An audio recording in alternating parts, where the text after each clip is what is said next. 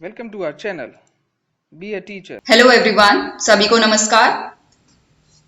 जैसा कि आपको पता है, हमारी जो पिछली वीडियो थी वो थी introduction part of Piaget's theory of cognitive development, यानी कि पियाजे का संज्ञानात्मक विकास सिद्धांत का इंट्रोडक्शन पार्ट किया था हमने पिछली वीडियो में। और हमने आपको कहा था जो नेक्स्ट वीडियो है वो हम उसकी 4 स्टेजेस के बारे में बात करेंगे। तो ये वीडियो जो है 4 stages of Piaget's theory of cognitive development, यानी कि पियाजे का संज्ञानात्मक विकास सिद्धांत, उसकी 4 जो अवस्थाएं हैं उनके बारे में हम बात करेंगे। तो चलिए आगे बढ़ते हैं। 4 स्टेजेस ऑफ कॉग्निटिव डेवलपमेंट, यानी कि संज्ञानात्मक विकास सिद्धांत की 4 अवस्थाएं, उसकी 4 स्टेजेस। पहली स्टेज क्या है? Sensory motor stage. इसमें 0 से 2 साल तक के बच्चे जो हैं वो इस स्टेज के अंदर आते हैं, सेंसरी मोटर स्टेज में आते हैं। इसको संवेदिक पेशी अवस्था कहा जाता है। दूसरी जो स्टेज है प्री ऑपरेशनल स्टेज, इसको पूर्व संक्रियात्मक अवस्था कहा जाता है। इसमें 2 से 7 साल के बच्चे आते हैं। थर्ड स्टेज है कॉन्क्रीट ऑपरेशनल स्टेज, इसको मूर्त संक्रियात्मक अवस्था कहा जाता है। इसमें 7 से 11 साल तक के बच्चे आते हैं। फिर आती है fourth stage formal operational stage. इसमें 11 साल और उससे बड़े जो बच्चे हैं वो सारे इस स्टेज में आते हैं। तो हम इन आज हम इन 4 स्टेजेस की बात करेंगे। Sensory motor stage, pre operational stage, concrete operational stage, formal operational stage. ये याद करना बहुत जरूरी है कि कौन सी उम्र का बच्चा किस स्टेज में आता है, क्योंकि इस तरीके के क्वेश्चंस कई बार हमारे एग्जाम्स में पूछे जाते हैं। याद रखिए, sensory motor stage 0 to 2 years, pre operational stage 2 to 7 years, concrete operational stage 7 to 11 years, formal operational stage 11 years and above, 11 साल और उससे ऊपर के बच्चे। आगे बढ़ते हैं। जो हमारी पहली अवस्था है, यानी कि पहली स्टेज है, वो है सेंसरी मोटर स्टेज। अभी आपको बताया था इसमें जन्म से लेकर जो 2 साल तक के बच्चे हैं वो सेंसरी मोटर स्टेज में के अंदर आते हैं, यानी कि संवेदिक पेशीय अवस्था के अंदर आते हैं। Use of senses, motor skills and movements without symbols. तो एक चीज हमको याद रखने की जरूरत है, नाम ही इसका सेंसरी मोटर है, यानी कि सेंसेस। तो जो हमारी सेंसेस है उसका यूज बच्चा इस स्टेज में करता है, अपनी इंद्रियों का यूज करता है, बेसिकली अपनी सेंसेस का यूज करता है और उससे ही सीखता है। अभी यहां पर सिंबल्स का यूज नहीं होता है। सेंसरी मोटर स्टेज में बच्चा सिर्फ छूकर, टच करके, स्मेल करके, टेस्ट करके, ऐसे से अपने सेंसेस के थ्रू चीजों को सीख रहा है और अपने मोटर स्किल्स की मदद से, यानी कि जैसे बच्चा अभी इसको टच कर रहा है, आप देख रहे हो, तो इस तरीके से बच्चा सीखता है। Learn through trial and error. बच्चा ट्रायल एंड एरर मेथड से सीखता है। याद रखिए, सेंसरी मोटर स्टेज को ट्रायल एंड एरर स्टेज भी कहा जाता है, क्योंकि बच्चा इसमें ट्राई करता है, गलती करता है, मतलब ट्राई करता है, कोशिश करता है, फिर गलती करता है और फिर वो लर्न करता है। इसी तरीके से वो सीखता है। गोल, बेसिकली इस स्टेज में गोल क्या होता है? Object permanence and representation of the object. Object permanence, ये वर्ड हम कई बार सुनते हैं। बेसिकली ऑब्जेक्ट परमानेंस है क्या? ऑब्जेक्ट परमानेंस है मतलब कि अगर कोई ऑब्जेक्ट, जैसे कि इस पिक्चर में देख रहे हैं, ये टॉय है, अभी बच्चा इसको देख रहा है तो ये टॉय उसके लिए एग्जिस्ट करता है कि वो है, एक टॉय है यहाँ पे। पर अब जैसे कि उसके आगे एक बोर्ड रख दिया गया है, अब बच्चे को टॉय नहीं दिख रहा है। तो अगर अभी भी वो टॉय बच्चे के लिए एग्जिस्ट करता है, मतलब उसको पता है कि हाँ वो टॉय है, वो उसको सोच पा रहा है, उसके बारे में, उस टॉय के बारे में सोच पा रहा है और उसको पता है कि वो टॉय है, तो इसका मतलब बच्चे ने ऑब्जेक्ट परमानेंस का कॉन्सेप्ट एस्टेब्लिश कर लिया है, मतलब उसको आ गया है ऑब्जेक्ट परमानेंस। यानी कि कोई ऑब्जेक्ट जो है वो परमानेंटली है, चाहे वो हमारी नजरों के आगे है, चाहे वो हमारी नजरों से दूर है, पर वो एग्जिस्ट करती है। यही कॉन्सेप्ट होता है ऑब्जेक्ट परमानेंस का। याद रखिए, सेंसरी मोटर स्टेज के एंड तक बच्चा ये गोल अचीव कर लेता है, ऑब्जेक्ट परमानेंस आ जाती है। अगर आपसे पूछा जाए कौन सी स्टेज में ऑब्जेक्ट परमानेंस बच्चे को आ जाती है, एस्टेब्लिश कर लेता है बच्चा, तो वो आपको बताना है सेंसरी मोटर स्टेज। उसके बाद है सेल्फ रिकॉग्निशन। सेल्फ रिकॉग्निशन क्या होता है? मतलब बच्चा अपने आप को रिकॉग्नाइज करता है, अपने आप को जैसे शीशे में देखता है तो उसको पता है कि ये मैं हूं और ये मैं ही रहने वाला हूं और मैं ऐसा दिखता हूं, तो वो अपने आप को रिकॉग्नाइज कर रहा है, अपने आप को पहचान रहा है, अपनी पहचान कर पा रहा है, तो इसी को कहते हैं सेल्फ रिकॉग्निशन। उसके बाद आता है डेफर्ड इमिटेशन। डेफर्ड इमिटेशन क्या होता है? इमिटेशन मतलब किसी की नकल उतारना, जैसे कि मिमिकिंग पेरेंट्स, अपने माता पिता की नकल उतार रहे हैं, या किसी और को देखा कुछ करते हुए तो उसकी नकल उतारना। तो ये थी हमारी सेंसरी मोटर स्टेज।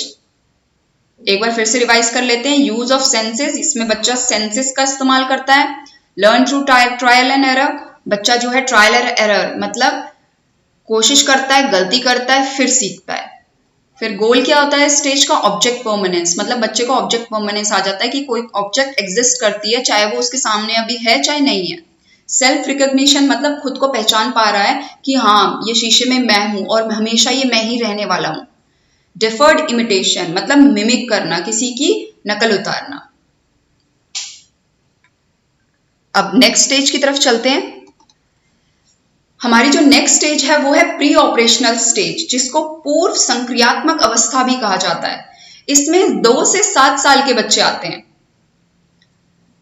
तो इसकी जो पहली कैरेक्टरिस्टिक है वो है सिंबॉलिक फंक्शन। सिंबॉलिक फंक्शन क्या होता है? किसी ऐसी चीज को रिप्रेजेंट करना जो कि आपकी नजरों में नहीं है, मतलब अभी आपके सामने नहीं है। जैसे कि समझ लेते हैं बच्चे ने एक दूसरे बच्चे को जिद करते हुए देखा और उसको वहां पर दिखा कि बच्चे ने जिद की और उसको कोई चीज मिल गई। अब क्या है, उसको कोई चीज चाहिए, वो क्या, अब वो वही वाला बिहेवियर यहां शो करेगा। वो जिद करेगा और क्या करेगा, सोचेगा कि मुझे भी वो चीज मिल जाएगी। तो वो क्या कर रहा है, ऐसी चीज को रिप्रेजेंट कर रहा है जो कि उसने पहले देखी थी और अभी वो उसके सामने नहीं है। इंट्यूटिव थॉट क्या होता है? बेसिकली ऐसे विचार जो कि सिर्फ इंट्यूशन पे बेस्ड हो, उसके पीछे हम कोई हमारा एक्सप्लेनेशन नहीं है, कोई एनालिसिस नहीं है, और वो सिर्फ किस पर बेस्ड है, हमारे इंट्यूशन पे बेस्ड है।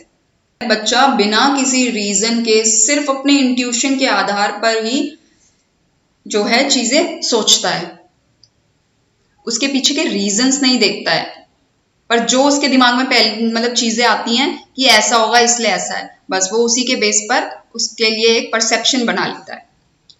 फिर make believe play. Make believe play को अलग अलग नामों से बुलाया जाता है, प्रिटेंड प्ले भी कहा जाता है। बेसिकली कुछ और प्रिटेंड करता है बच्चा, जैसे कि यहाँ आप देख सकते हो मेक बिलीव प्ले हो रहा है।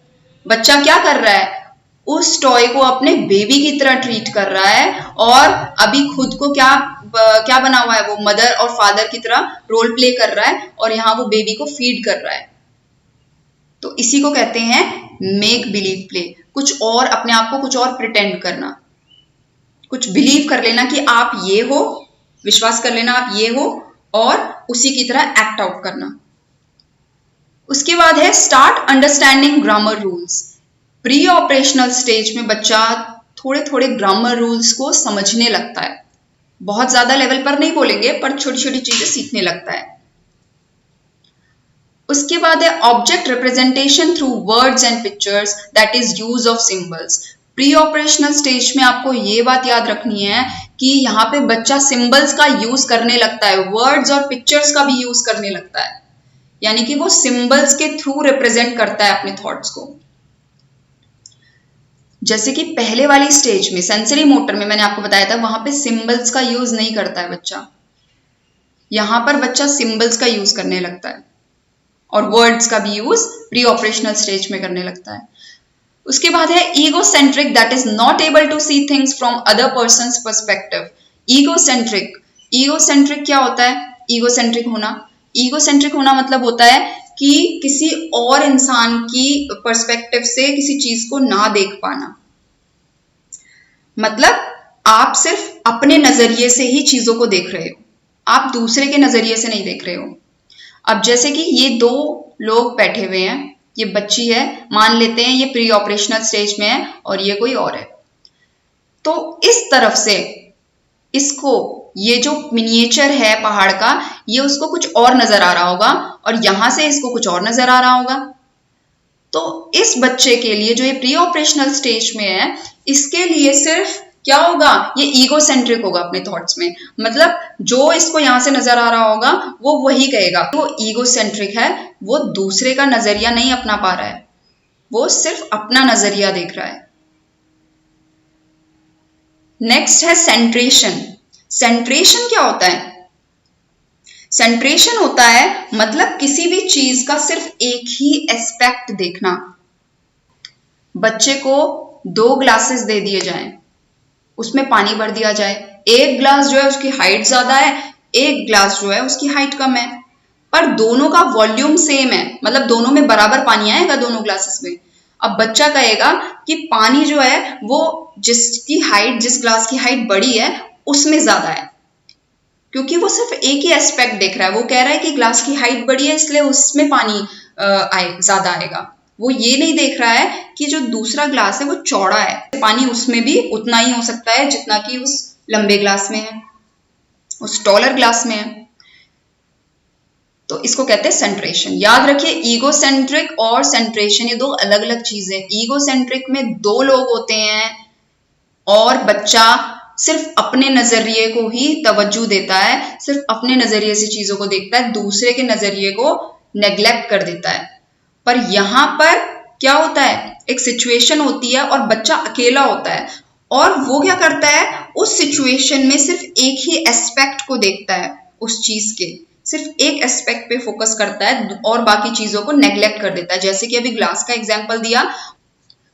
उसके बाद चलते हैं demonstrate animism, that is non living things have life. Pre operational stage के बच्चे जो हैं वो एनिमिज्म शो करते हैं। एनिमिज्म क्या होता है? बेसिकली ये सोचना कि जो निर्जीव वस्तुएं होती हैं, नॉन लिविंग थिंग्स जो होती हैं, उनमें भी जान होती है। जैसे कि अगर ये बच्चा इस टॉय के साथ खेल रहा है तो इसके इस तरीके से ट्रीट कर रहा है जैसे कि इसमें भी लाइफ हो, ये जिंदा हो। ऐसी चीजों को, नॉन लिविंग थिंग्स को इस तरीके से ट्रीट करना जैसे कि उनमें भी जिंदगी हो, यानी कि ये रियल हो। इसी को एनिमिज्म कहते हैं। कॉन्क्रीट ऑपरेशनल स्टेज मतलब मूर्त संक्रियात्मक अवस्था। इसमें 7 से 11 साल तक के बच्चे आते हैं।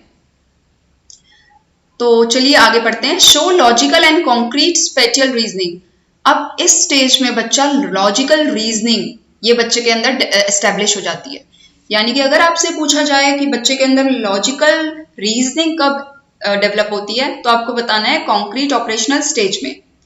और यहाँ पर स्पेटियल रीजनिंग भी डेवलप हो जाती है। स्पेटियल रीजनिंग मतलब स्थानिक तर्क देना, मतलब आप मैप और ये चार्ट्स वगैरह ये सब पढ़ना, रीड करना सीख लेते हैं। उसके बाद आता है कॉन्सेप्ट ऑफ कंजर्वेशन। कंजर्वेशन मतलब क्या होता है? संरक्षण। मतलब something stage even though it's appearance changes. कोई चीज रहती है चाहे उसकी अपीयरेंस में चेंज आ जाए, तब भी वो वही रहती है। यानी कि quantity remains the same.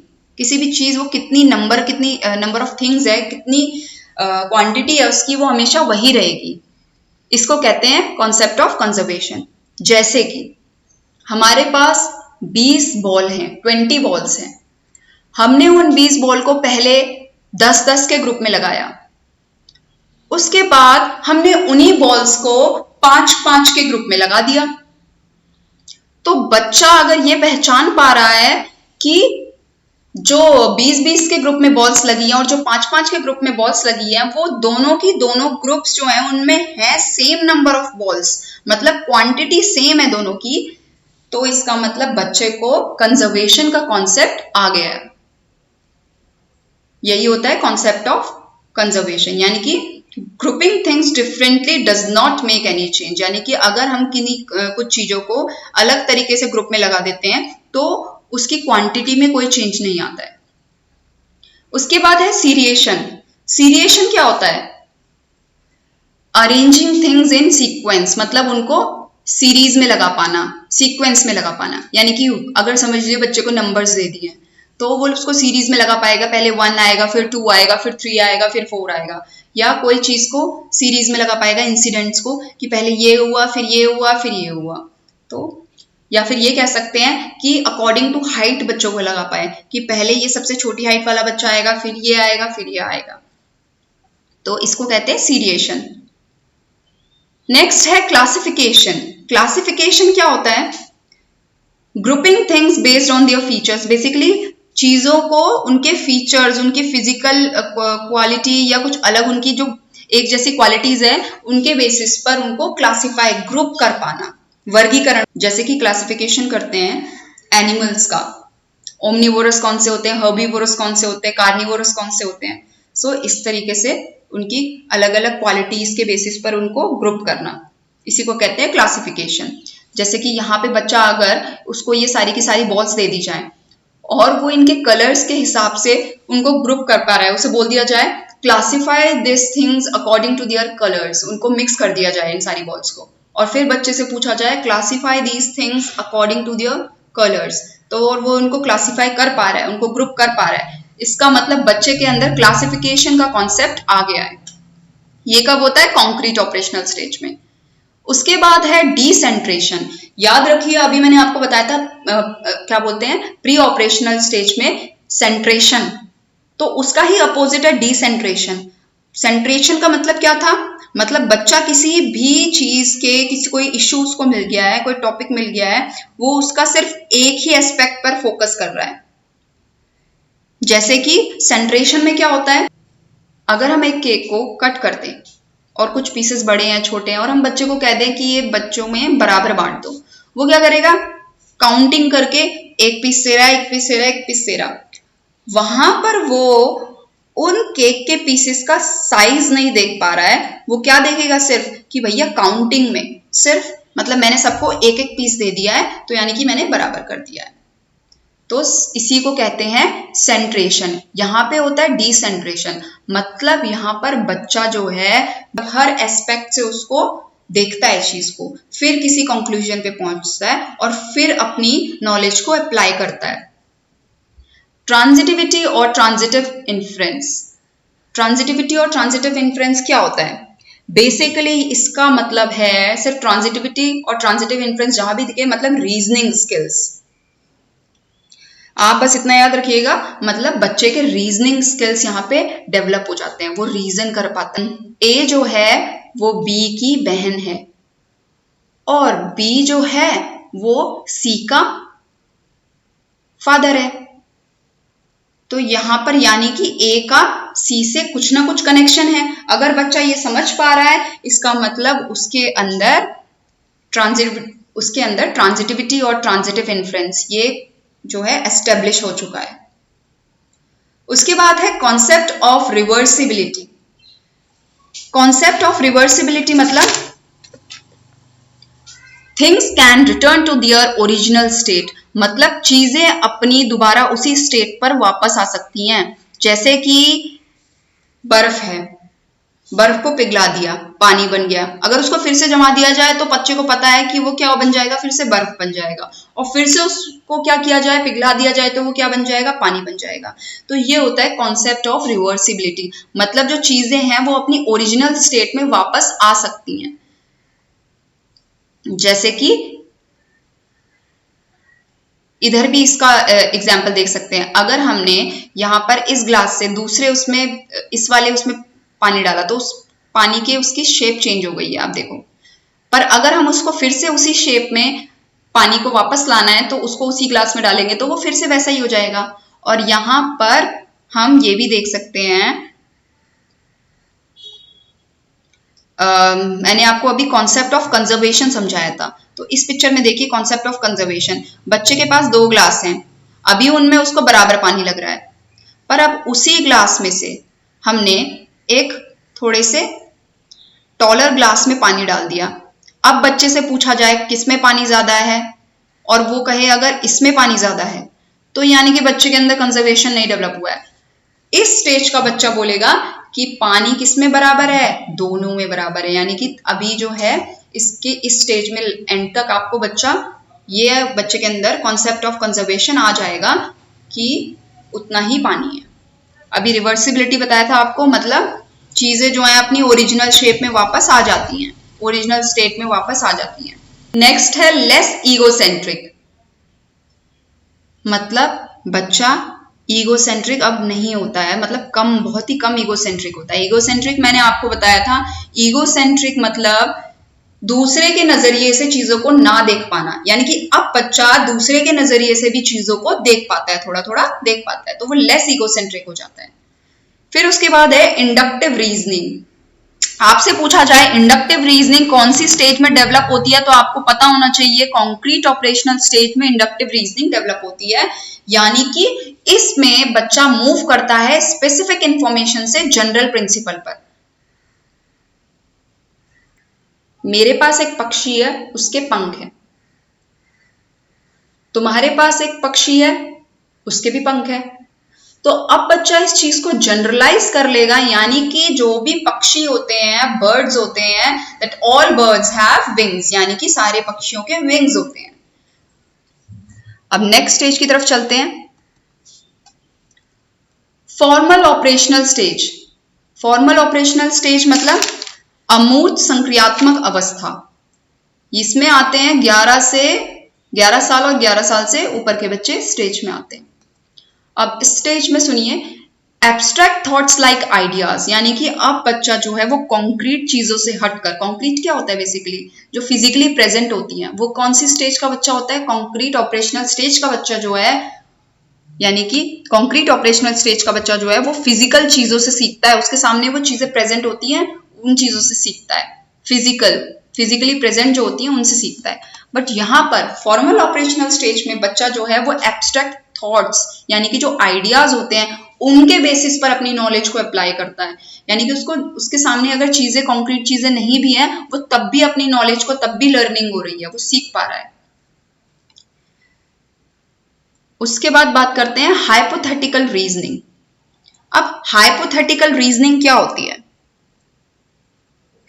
Hypothetical reasoning होती है कि बेस्ड ऑन आइडिया और थ्योरी, मतलब अब बच्चा जो है बहुत सारे आर्ग्यूमेंट्स देने लगता है किसी भी चीज के लिए, रीजंस देने लगता है किसी चीज के पीछे, और अगर उसको कोई चीज कह दी जाए कि ऐसा होता है तो वो उसके पीछे के रीजन ढूंढने लगेगा। जैसे कि बारिश क्यों होती है? बारिश होती है क्योंकि क्या बोलते हैं, बादल बनते हैं, और भी बहुत सारे रीजंस वो उसके पीछे ढूंढने लगेगा। सो इसी को कहते हैं हाइपोथेटिकल रीजनिंग, मतलब बेस्ड ऑन आइडियाज और थ्योरी। कि मैंने अभी आपको बताया था कॉन्क्रीट ऑपरेशनल स्टेज में इंडक्टिव रीजनिंग आ जाती है, यहाँ डिडक्टिव रीजनिंग आती है, हाइपोथेटिकल डिडक्टिव रीजनिंग। तो डिडक्टिव लॉजिक का यूज करता है, यानी कि यहाँ पर मूव करता है जनरल प्रिंसिपल से स्पेसिफिक इंफॉर्मेशन की तरफ। वहां पर क्या कर रहा था, स्पेसिफिक इंफॉर्मेशन से जनरल प्रिंसिपल की तरफ मूव कर रहा था, यानी कि उसके पास कोई स्पेसिफिक इंफॉर्मेशन थी, जैसे कि तुम्हारी बर्ड के पंख है, मेरा जो बर्ड है उसके भी पंख हैं, यानी कि सारे बर्ड्स के पंख होते हैं, वो जनरलाइज कर रहा है। पर यहाँ पर उसके पास में एक जनरल प्रिंसिपल होता है, और उसके बाद वो किसी स्पेसिफिक इंफॉर्मेशन पर पहुंचता है, उसके बाद उसको वो मूव करता है स्पेसिफिक इंफॉर्मेशन की तरफ, यानी कि वो किसी कंक्लूजन पे पहुंचता है बेसिकली। यहाँ पे आप देख सकते हैं, children begin to think abstractly and can form hypothetical ideas. यहाँ पे बच्चा जो है वो एब्स्ट्रैक्टली सोचने लगता है, यहाँ पे कोई चीज प्रेजेंट नहीं है, कोई कॉन्क्रीट मटेरियल नहीं दिया गया बच्चे को, पर वो क्या कर रहा है, उसको या तो कोई फॉर्मूला पता है कि हाँ ये फॉर्मूला है, इससे सॉल्व होगा, वो क्या करेगा, अब इसको इसमें लगाएगा और उसमें सॉल्व करेगा। हाइपोथेटिकल रीजनिंग ये भी होती है बेसिकली, बच्चा क्या कर रहा है, बच्चों को बहुत सारे रास्ते पता है कि उस चीज को सॉल्व करने के क्या तरीके हैं, और वो क्या करेगा, उसमें से सबसे बेस्ट तरीका निकालेगा उस चीज को सॉल्व करने का।